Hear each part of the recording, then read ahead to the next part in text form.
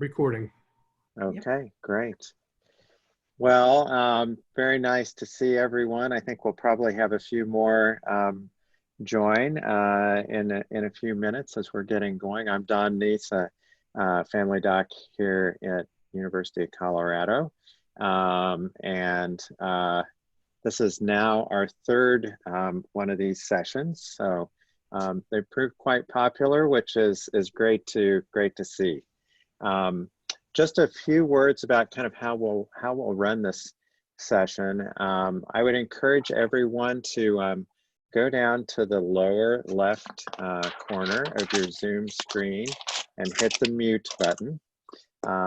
Great. That will help minimize background noise while we're going through the first bit of this, which will be some slides where Albert, Lisa, and myself will talk about kind of some of the things that we've learned in running virtual groups. As we're running through those, I would encourage you to type questions into the chat window. So along the bottom of your Zoom window, if you hit the chat icon there, you can pull up a little chat box where you can type questions. And then once we get through the end of the slides, we'll spend time going through those and have some time for discussion. So I'm going to share my screen here and we'll start with the slides. So I'll give Lisa and Albert a chance to introduce themselves. Hello, I'm Albert Lichtenstein. I'm a psychologist. I work in a medical center in northern Pennsylvania, which is in the eastern part of the United States. And have been working with Don and with Lisa for a few years now, doing online groups, making probably every conceivable mistake. And so we hope to be able to provide at least some advice about how not to go in the directions we've gone and go in the ones that are more fruitful. My name is Lisa Buck. I'm a family doc and I live in Maine, which is the easternmost state in the United States. Like Albert and Don said, we've been working together a lot on online Balint groups. So I think, let's see the first slide. So I'm going to talk for just a few minutes about setting up a new group. You know, one of the things about an online situation is that your participants may or may not know each other. I know that I've done Balint groups in residencies and obviously the residents know each other. So this is going to be a somewhat different experience in that there may or may not be small talk before the group starts. I mean, those of you that joined in early saw what that felt like to sit and not know the other people in the Zoom room, so to speak. So that's something to think about. One of the things that Albert and I have done is invite people on our first, you know, the first time we go through a Balint group online, we obviously do introductions, but then beyond that, maybe have folks create a little slide, a picture of themselves and a little biography that we can send around just to help people get to know each other a little bit better. One of the first things to do is to make sure that everybody understands about how the group works and you get a commitment to attend all the groups. And that means going through the dates and all that sort of thing. Don will talk a little bit more about sending out schedule reminders and some good ideas around that. You have to make sure that you understand about who's in what time zone and making sure that everybody is on the same page as to what times the groups start and stop. In terms of, you know, groups starting on time, we have taken to asking people to come a couple minutes early if they can, just to make sure the equipment's working and that they can get online, because it can be uncomfortable to have a group start at 7, but then folks are still not showing up until 7:10 or something like that. In terms of maintaining group cohesion, again, keep in mind that it's going to be different than a face-to-face group where people might know each other outside or not. So again, having people feel comfortable with the folks that they're in this group with is just something to consider. Do you guys have other things you want to add? Nope. Yeah, I just add with the group cohesion bit, I think that that is something that I think we've all seen that this can develop in a virtual group, just like it does in an ordinary in-person group, even when folks don't necessarily work together or know each other. It just can sometimes take a little bit more time. And Lisa mentioned sort of asking folks to show up a little bit early. That's something also where, you know, like in an ordinary group when people are sort of gathering, and that can be a time for folks to sort of exchange hellos and, you know, how are things going, and that can kind of help with that group cohesion bit.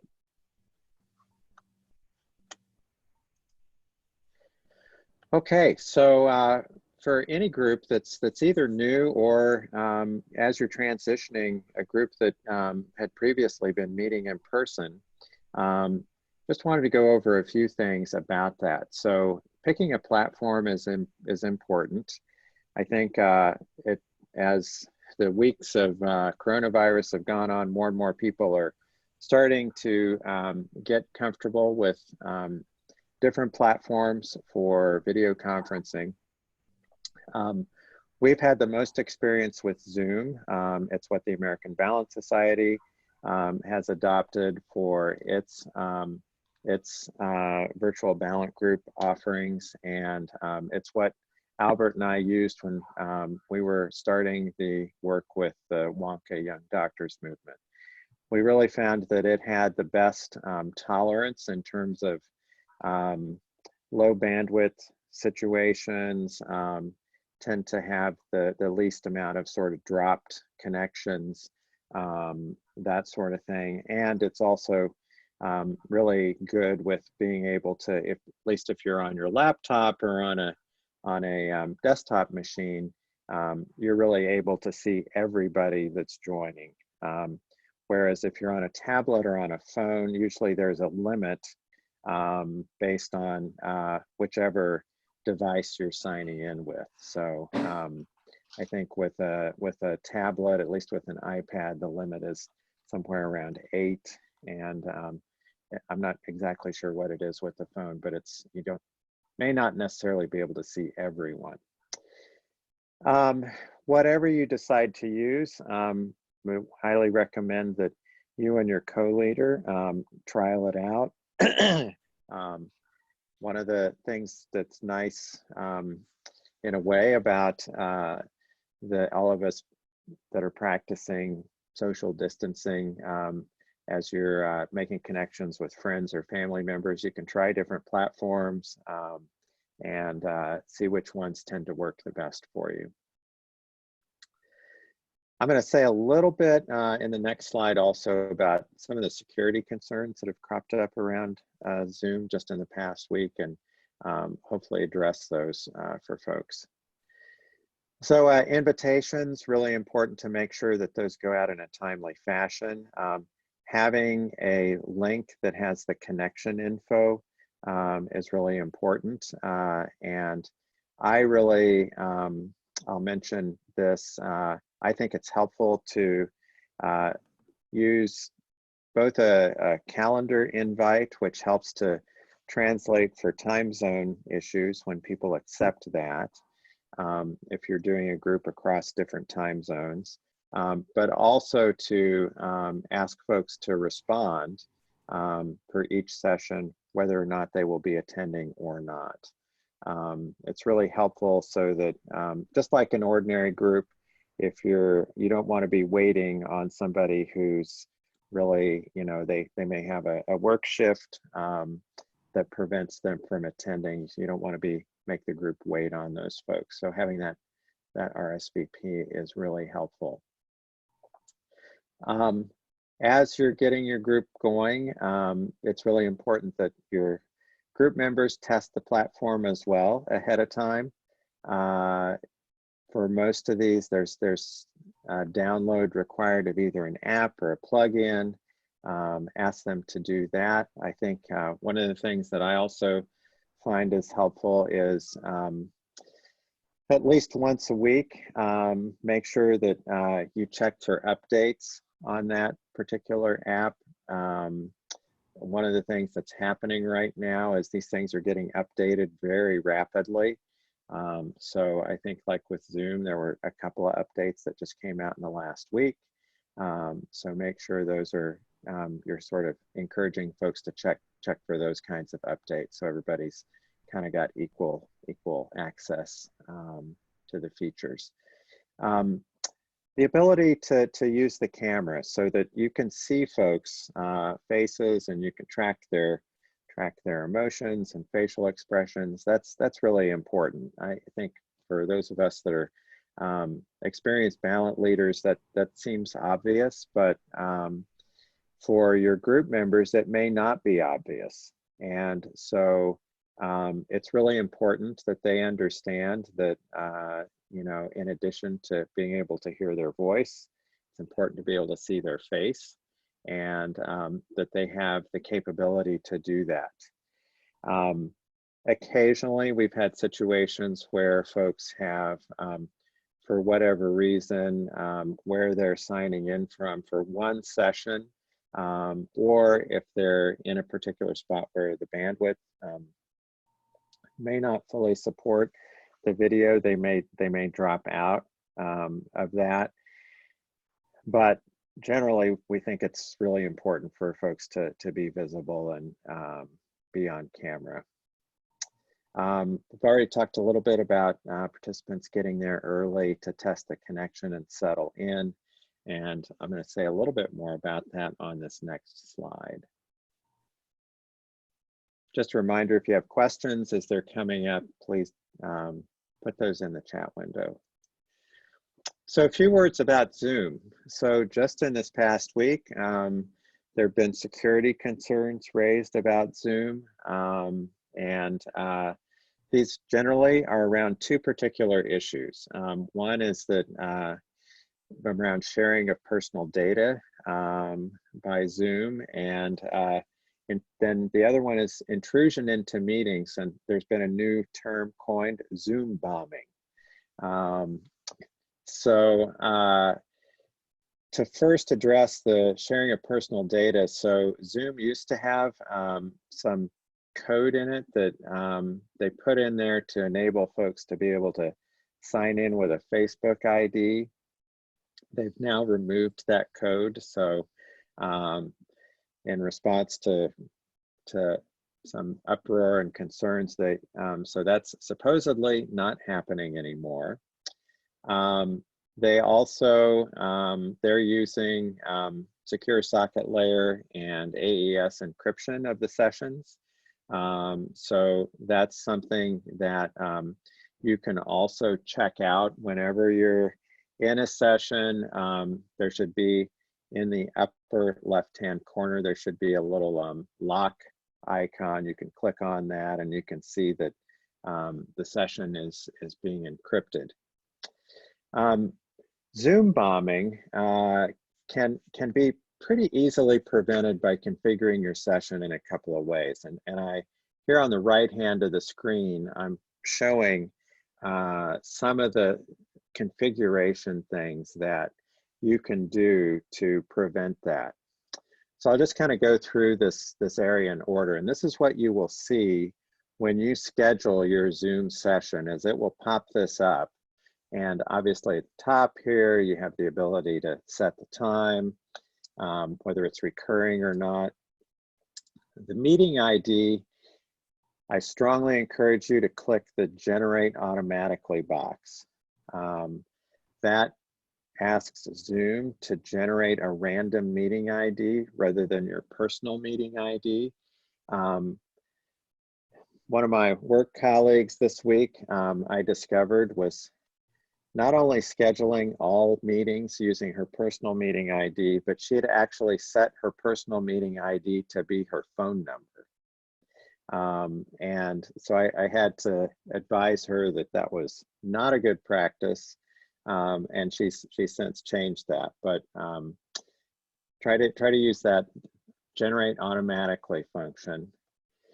Require a meeting password. So that's another way that you can sort of increase the security level. So you can require a meeting password, and that's something that if you click that, Zoom will generate it. And then you can share that with your attendees. That also adds an additional security feature. Obviously, in this next box, we want the video on for yourself and for the participants. And audio, I think it's always helpful to allow folks to use their telephone for audio in case, again, they may have a bandwidth issue and the audio is sort of dropping out using the computer audio. This way they can sign in by telephone and have a clear audio connection while also being able to see their face. This next one really isn't pertinent. It's just when you hit the schedule button, then it will create an appointment in your own calendar that then you can share out with other members of the group. Last thing here are these advanced options. So there's been a lot of suggestion this week that folks enable the waiting room feature. And what that does is that basically when folks sign into the meeting, they are sort of put in a holding area, and you as host then can see, you get a notification that they've entered the waiting room, and then you can admit them. So that's another way for you to sort of vet who's signing in. Oh, there's Albert. I knew Albert's part of our group. We'll let him in. If you see somebody that you don't recognize, you can chat with them and say, "Were you here for the Balint group or looking for something else?" Enable join before host. That's also a way for you to kind of let folks sign in before you do. Again, if you have the enable waiting room feature turned on, they'll just go into the waiting room, and then when you sign in, you'll see that there are folks waiting to join the meeting. There's another feature here, only authenticated users can join, and that if you click that, that requires that folks do their own sign in to Zoom. Generally, I don't check that box. So a lot of our group members, although that's probably changing these days, may not have their own Zoom account. The other thing that I think is helpful here, you can also do this once the meeting starts, but you may wish to include your co-leader as an alternative host so that when they sign in, they automatically have access to some of the features that a host has, which means that they can mute folks, they can have some control over sharing. And that's the last thing that I will mention is, as a host, you're able to prevent, basically lock out other attendees from sharing their screens. And that's another thing that can prevent this Zoom bombing sort of thing. So if somebody randomly joins, they don't have the ability to essentially take over the meeting by posting something out to everybody's screens. All right. So if there are questions about those things, we can come back. Yeah, thanks, Don. Actually, for the most up-to-date information, I'm learning from you as well. And I would encourage people, actually, again, to if you do have any questions at all, to click the chat button on the bottom of the screen and type them in as we go. That way we won't lose them. So getting back to Balint, actually, you know, this is probably obvious to people, but I want to mention it anyway, which is essentially what we're doing. Most of what we're doing, if not all of what we're doing, can transfer to the online format. So there's nothing magical really about holding a Balint group online. Essentially, however you hold your Balint group, you would be, you'd expect to do the same thing in an online format.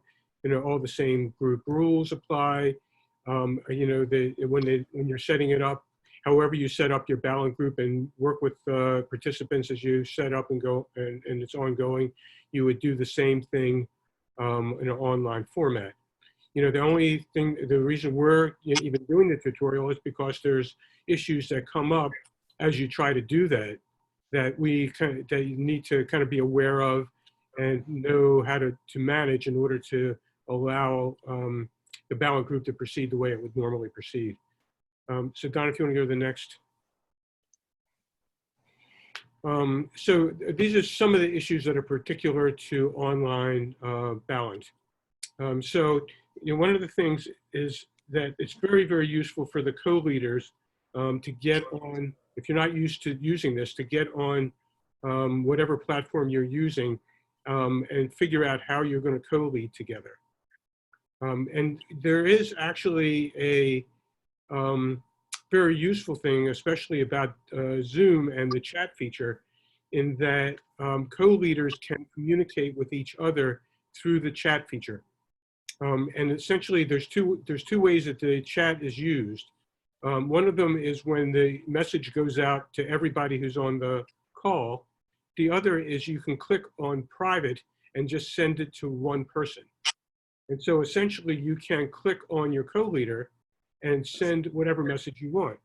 So if you, for instance, if you're using pushback, you can click and say, hey, do you think it's time we push the presenter back? Or do you think it's time we bring the presenter in?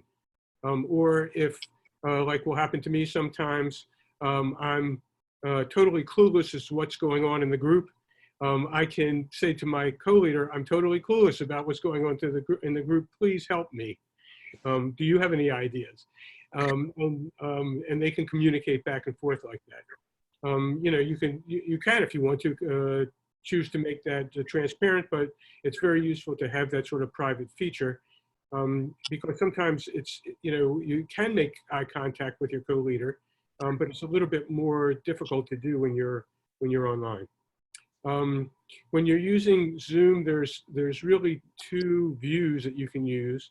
One of them is the gallery view, and the other is a speaker view.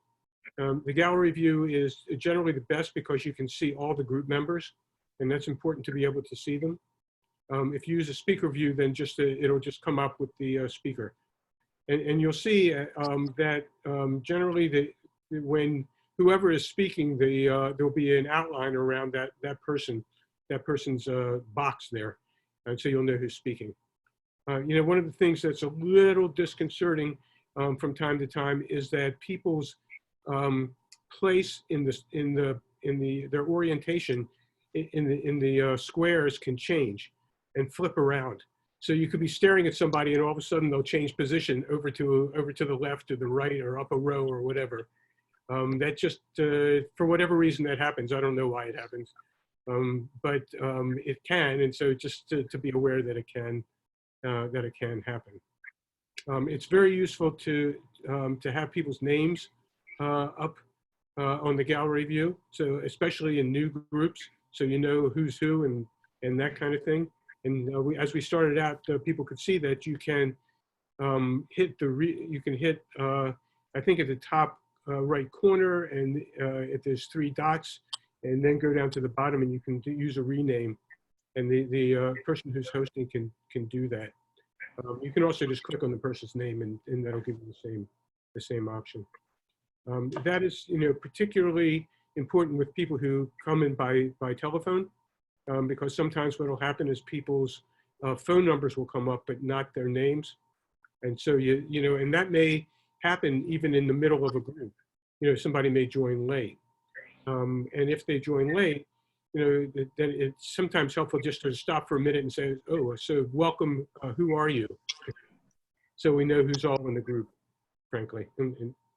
So that's another element. Confidentiality is obviously very important.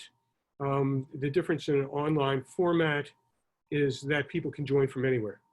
And so we have had people join from outside horse barns to inside, while they're walking in a market. It's a little disconcerting when you find somebody who joins while they're driving. Hopefully they're, watching the road. But they can join from anywhere. Even when people join from home, it's not unusual to have a spouse walking back and forth and, whomever else. So as best as possible, it's useful to have, for people to know that they need to get into a private area. It's always a balance, actually, between, allowing people the flexibility to join from various places and the ability to be in the group, and at the same time balancing that with the confidentiality. The other thing I think in past groups, as Don has pointed out, being online, one can, if you're in an area where there's a lot of people, your attention can wander. And so it's a little harder to keep one's attention on the group. Or if you like to multitask, you can be checking your email or, be on, doing other sorts of things. So, and I don't know that there's anything that prevents people from doing that. It's just a useful thing to talk about with members as an issue. The other thing that's possible in an online format is that members can chat among themselves. And that is kind of like having a side conversation in a Balint group, when you're in a room. And so, of course, you prefer not to have multiple conversations going on at the same time. It's hard to focus. So generally, we ask people not to use the members not to use the chat function while in the group.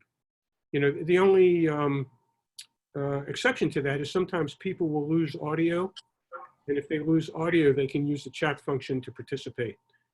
Or certainly if they have to leave for some unknown reason, they can always say goodbye. But so we often don't turn off the chat function. We just ask, try to develop a culture where people don't use it. Well, I think it's sort of mentioned pretty much managing members who sign in by phone and don't have video. The other thing about people signing in with phone and not being on video is they also can't see the rest of the group. And so they don't know really, they won't know when people are talking, or beginning to talk or whatever else. So you have to manage a little bit about that, and maybe even have to invite them in at times and ask if there's anything they want to add. The other thing that happens often is that there can be a lot of background noise and static. And so essentially the person who is the host can mute people. And so sometimes you have to figure out where the static or the noise is coming from, and you have to kind of play around with that to mute different people. The issue is you have to remember that you've muted them because you really want them to be able to talk eventually. So there is that. We've experimented with different means of taking turns, and we've tried, in one group, we tried people raising their hands. And I think there's a way to raise your hand on the bottom of the screen as well as just manually raising your hand. So we've done that. It's a little awkward. The other groups we've been in with, people just sort of take turns, and if a couple people begin at the same time, they'll work that out themselves. So are there other things you guys would add to that, Lisa, Don?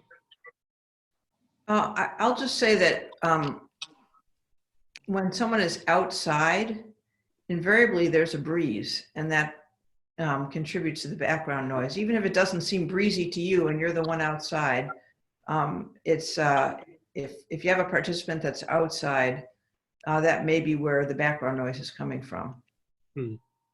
Yeah, I will say too that obviously this is, I didn't mention this to begin with, but this is definitely not a demonstration of how to hold a Balint group.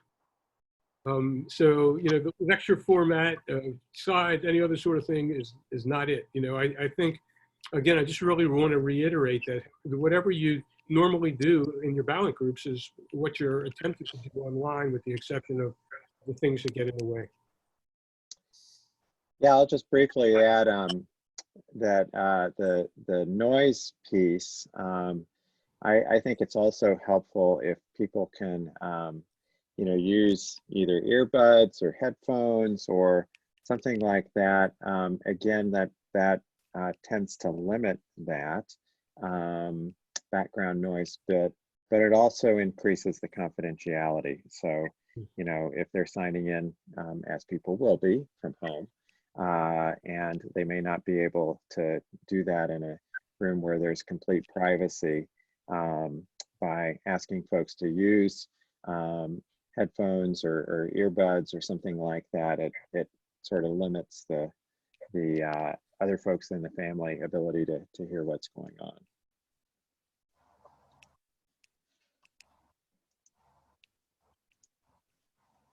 So just to close with the slides, to point out a few resources here. And again, we'll be sharing these slides out so you'll have access to these URLs. But Albert and I, along with our partners from the Wonka Young Doctors Movement, published a paper a couple of years ago describing our experiences with that initial online group and some of the survey data that we collected from the participants.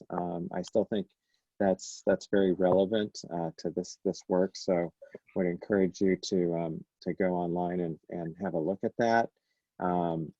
There's also this YouTube link is a kind of humorous little thing about Zoom and what things that can happen during Zoom sessions. The three of us are also very willing to be available following this session as you're getting started for questions or things like that. I'll also mention that we'll be sending out a brief, just set of questions. I think there's no more than 4 or 5, just so we can get some feedback on this session and kind of what your plans are for when you'll be starting your online group. Albert, Lisa, anything else we need to mention before we move to questions? Yeah, Don, I just wanted to just sort of reiterate what you said, that we hopefully, actually, I think you may have already gotten emailed the brief survey that we're hoping to get, because we really would like to get a sense of how effective these tutorials are and what people's plans are. So it's a very short survey. So it really make a plea that after we're done, that you look for that email and fill that survey out. All right, so I'm going to put us back into gallery mode here and stop the screen sharing, and I'm just going to read off folks' questions here. So Maeve from yes. I just want to point one thing out that I've been meaning to say, and that is go right ahead. Yeah, when you're in gallery view, if your screen isn't the entire size of your laptop or desktop screen, at least for mine, I'm on a Mac, I can see the time very easily up in the upper right corner. So that's kind of another nice feature, that you don't have to be looking at your watch, because you might have a clock right on your computer screen that you can make visible while you're actually running the group. Right. I want to just sort of add before questions too, that something that Brian apparently already knows, which is that there is a feature in Zoom where you can add a background to your picture, so that if you want to have privacy and you don't want people to know what your messy room looks like mine does, that you can access that background and put it back there, so that you have that as an extra feature. All right. So First question is from Maeve from Ireland. Any opinion on GoToMeeting as a platform? I've not used GoToMeeting for a Balint group, but I have been on GoToMeetings for other things. I think it's really quite reasonable. I don't know if others have any experience with that. I don't. Yeah. Worth a try. Elizabeth asked if you set up the waiting room and people are in that until we sign in, can they see each other or chat to each other in the waiting room? I don't believe so. But this, like I mentioned, this is all kind of evolving quite rapidly. So I've not been in a waiting room yet where I could evaluate that. I think what happens is that people get a message that you'll be allowed to enter the meeting when the host admits you. And you just kind of see a blank window. Yeah. I think if you do click enable people to join before the host, then in that case, people can see each other and talk to each other. In the waiting room, Albert? No, not in the waiting room, but if you don't use waiting room and you're using, you enable people to join before the host. Ah, yes, yeah. Then that would allow them to talk to each other. That's correct. Robin mentions that her IT husband mentioned not to click on any URLs or website info shared from chats. I've also heard that. I don't know if others have heard that or have any experience with that. So perhaps a good tip there. There was a comment about changing the changing places of the members and whether or not we might be able to give feedback to Zoom about that. I think that's a great idea to see if we could maybe influence that. I think where I've seen it happen is when somebody temporarily turns off their video, and then when they come back in, they're in a different spot. That tends to shuffle things for sure. Robin asks if you mute someone, can they unmute themselves? And I think there's Albert, Lisa, if I'm not mistaken, there's a couple of different wrinkles to that. I just tested it. I can unmute myself. Okay, yeah. All right, well, that answers the question. Yeah. But I don't know whether we as a host, let me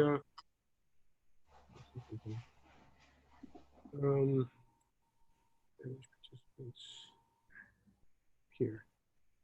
All right. We're going to try it.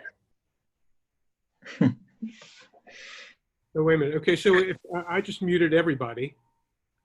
And I just unmuted. So. Okay, but there's a Me too. check mark that says allow participants to unmute themselves. I can unmute myself. Yeah, so you do have Right. some control over that. If you think if you think you're so powerful. Yeah. Okay, now try.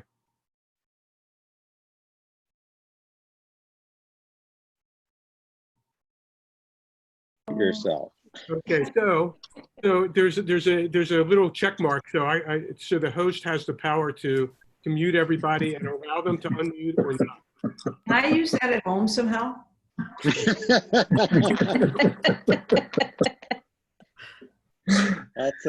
That's one of those superpowers that might be nice to have. Oh, okay. There's a question then also from Maeve. How are you switching screens between co-leaders? Could you elaborate on that question a bit?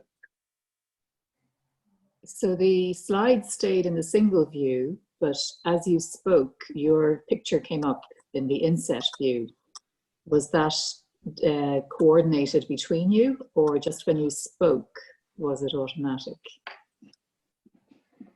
Yeah, that's totally, whoever's speaking tends to rise to the top of that. Yeah. Thank you. But in a Balint group, I suspect you wouldn't have a shared screen up. Okay? So really, you'd have this view up the whole time. And in which case, then whomever is talking, whoever is making a little bit of noise, that screen gets highlighted. Yeah. The only exception to that might be if you're starting a new group, That's true. and you might want to run some slides about how the Balint process works. Then Jim asks, have you experienced any issues with patient confidentiality that's different to in-person Balint? Lisa or Albert? I can't think of anything. The only thing that, again, I worry about or worried about is that people are signing in from places that, that there are other people around. That becomes, I think, more of an issue than anything else. Beyond that, I don't know that I've ever experienced anything, any concern about it. Yeah. I mean, one thing, in the Balint groups that I've run, we don't usually identify the patient using their full name.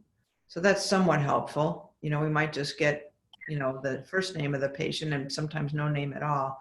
But I agree with Albert. I think if you stress that with your group members that, think about who might be behind you and, in earshot and all the rest of it. And Don's comment about using either earphones or earbuds does really help with that, because then the only person that's hearing the conversation is they're hearing it through those devices. Yeah, I think, yeah, I don't have anything to add. Then Matthew mentions that there was a situation where GoToMeeting couldn't handle low bandwidth and Zoom could.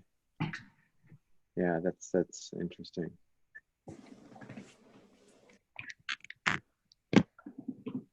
Yeah, I think my experience with Zoom is that, like you said, it tends to be pretty tolerant of low bandwidth. My concerns is about staying in the Balint session framework. So this is, I think this could be very important to just have some help doing that. So it's not changing the Balint session impression in the world, I think. So so that Balint is Balint in a way that we can stand for. I think this is a risk that we have to be aware of. And I don't know how to address it, but more than just talk about it. Do you have a specific concern, Anders? Yes, because no, my Balint fellows in Sweden are very concerned about this. So but I think I think this online Balint group can also be a good thing,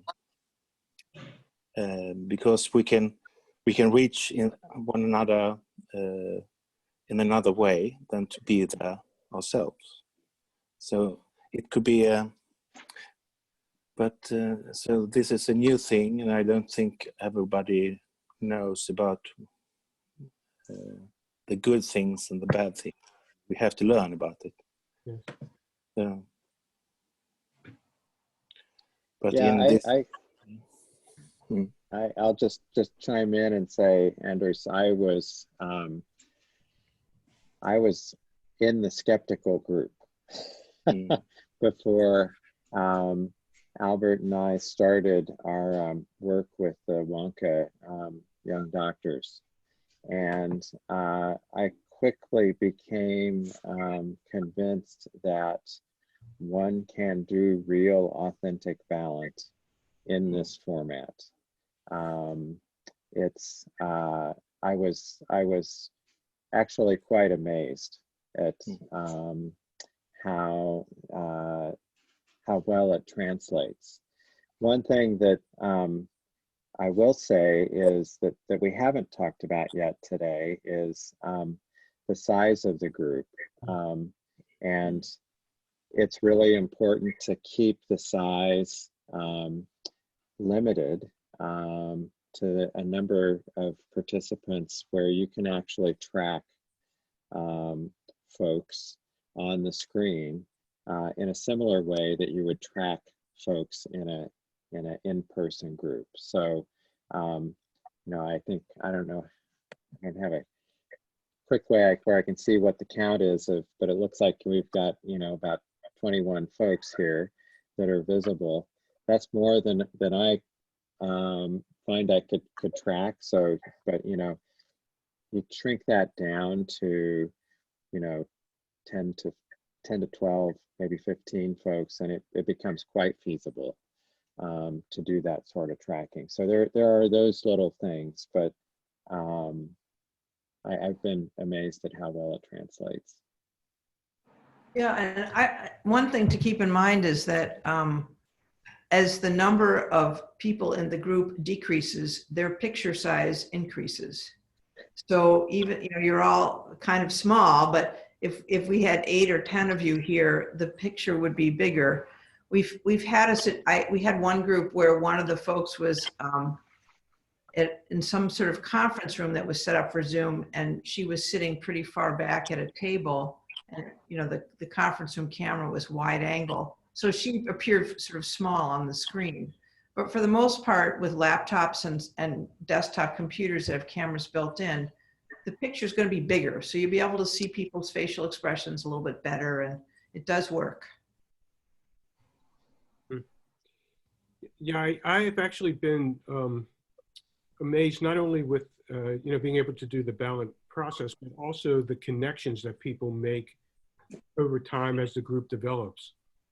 You know, the group develops. I think we've run, I don't know, maybe 4, 5, 6 of these Balint online groups now, and I think and a lot of them over time.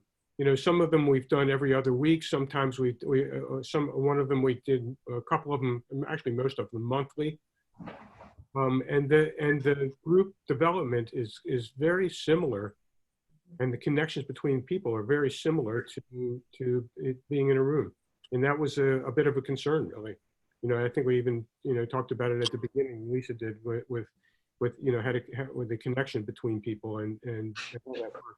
But somehow or other through the Balint process, that connection happens, and that's, I guess, the importance of maintaining the classical Balint process online, frankly. Yeah, Alan, we have to unmute. Can you Okay, There you can go. you hear me? Yeah. Okay. Yeah. I just have a question just about whether you have experience yet for doing virtual Balint with resident groups, and if anything interesting or unique has come up with that type of scenario. That's my big mission right now.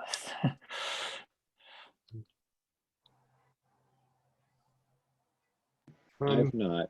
I have not either. I've started, and the residency uses Microsoft Teams, which I found disconcerting a bit because I'm not used to that format, and frankly, there weren't enough cameras to go around initially, so people. There were a number of them that basically we only had voice but no picture.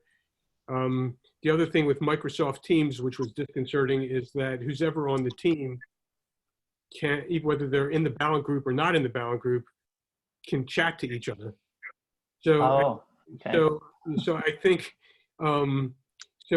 my next step with this really is to get together with my co-leader and say, okay, we have to tighten up this whole process, and figure out, using that format, whether we can do an adequate Balint group. Because I think to just sort of do it, excuse me, if you mind the language, but half-ass is not adequate. That's actually very useful information, because our university is encouraging us to use Microsoft Teams. But I think I have enough leeway to be able to do this on Zoom. So maybe we'll stay clear of Microsoft Teams for Balint. Well, I think the other thing is, if you're going to use Microsoft Teams, make sure that whoever gets invitations, there only a circumscribed number of people get the invitations, not the whole residency. And if people are not thinking about, if they're not going to be in the Balint group, then don't sign on, because essentially Right. what we had was, basically an inpatient team signing on, talking to the people that were in the Balint group, Oh, okay. about an ongoing case. It was a mess. So, I think, we just have to work at tightening that up. Frankly, it may be able to work, but it's Okay. it was an issue. No, that's great. Thanks, Albert. That's very useful to know. Yeah.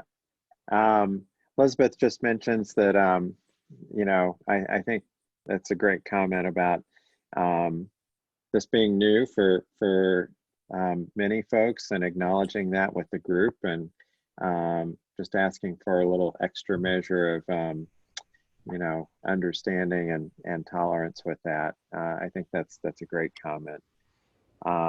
Anders asks, do you think it's advisable to do this as a solo leader? I don't think, I don't think that varies from being in the room.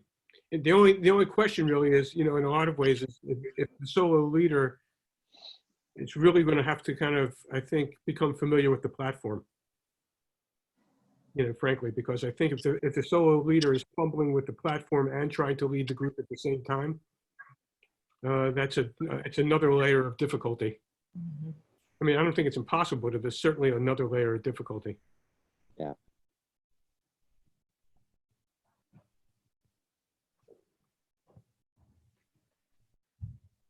We've got about 6 minutes left. Any other questions or? Thoughts, words of wisdom? Yeah.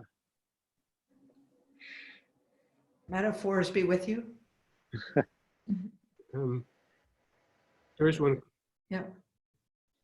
Yeah, so ABS, the question's about the ABS's COVID-19 specific virtual Balint groups. Albert, Lisa, you want to speak to that? Well, the American Balint Society decided they would offer, to do what we can really to help people get through. We decided to offer very short-term free Balint groups. What that is essentially a 4-session group every other week. So it's a 2-month endeavor. And we just, we got together people that we could find that were the most experienced leaders we could find. And paired up and are offering maybe 4 or 5 of these groups. And we'll see how that goes. Currently, we thought we hoped to be able to offer some support to people that were, healthcare providers on front lines and whatever. But right now, what it looks like is that most of the people that have signed up are psychologists, psychiatrists, social workers, other people. So we'll see how that goes. It may be that people that are really in the thick of it can't think of spending 1 more minute thinking about COVID-19 and are just exhausted, frankly. So we'll see how that goes as it progresses. And that's, if you have any other questions about it, to be happy to answer them.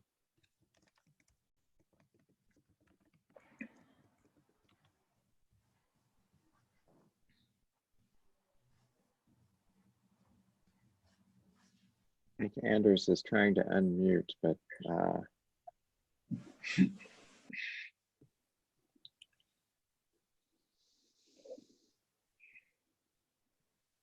So thank you.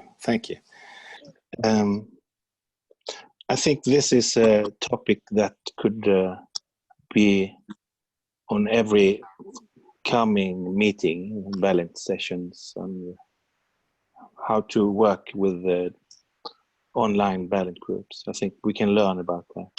I think this is here to stay in a way. Yeah. Even if this is hopefully is it's not forever like this only with the online group. So yeah.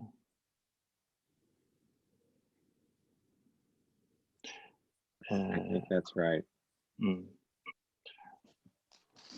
I have actually started with my group. We all know each other, and now we are going online. So and that's easier because we know each other already. Yes. And I think it's also this support group you are offering. It's a good idea, but also I think it's important to call it what it is: a support group, or a test the Balint group, support group. But I think you're right, Anders. The way we decided to do it is to have an extended check-in at the beginning, offer support, and then do a case in the formal Balint method. Yeah. And then do a bit of a check-in at the end. But I think it was a struggle to work through how to provide both support and use the Balint method, because it's to differentiate between the two. Yeah. And it's important to make that obvious. Yes. I think. Yes. Be very clear about that. Yeah. Looks like one question here from Matthew. Does the online format affect level of participation and participant sharing? I don't think it's that different, really. I don't know, Albert or Lisa, any different thoughts? No, I don't think it's that different either. No, I don't actually think so.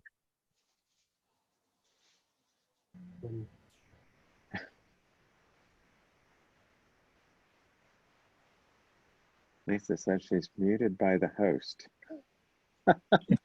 Who is muted? Lisa. Oh, I have you muted? Oh, that's very funny. And not only is it, do I have it? There you go. Yeah. I'm getting used to that from you, though, Albert.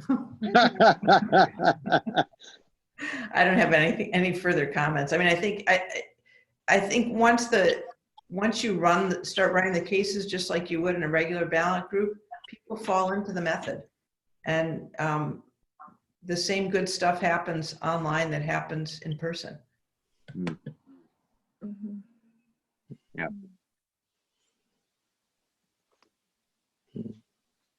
Just so you know, the way I unmuted myself was I chatted to one of the hosts privately about it. So you see, that's where that really comes in handy.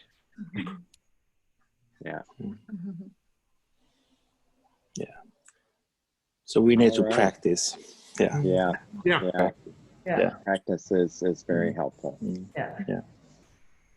Well, we're at the top of the hour. I think speak for myself.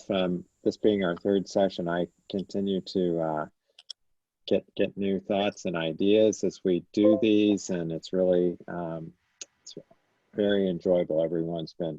It's been great to see folks, see familiar faces and new faces, and again, would just encourage everyone to stay connected and let us know how things are going, and if you have questions, we're here to help. Yeah. Yeah, actually. Yeah, I always find it a comfort to be in the ballot community. Yes, It's a little oasis, actually. yes. So can I again make a plea to people to fill out that survey Have you sent it? at the very end? We'll get a little bit of information. Yeah, I don't know if it's gone out yet. It's sent by the administrator of the American Balance Society. Yeah, she said she was going to send it out at 9:45, so I'm taking. It must have been 11:45 her time. So we'll see what happens. All right. Thank Stay you. safe Thank you. and Good best of luck, luck to everybody, and everyone. stay Thanks, healthy. everybody. Bye-bye. Bye. Bye. Bye. Thank you. Mhm.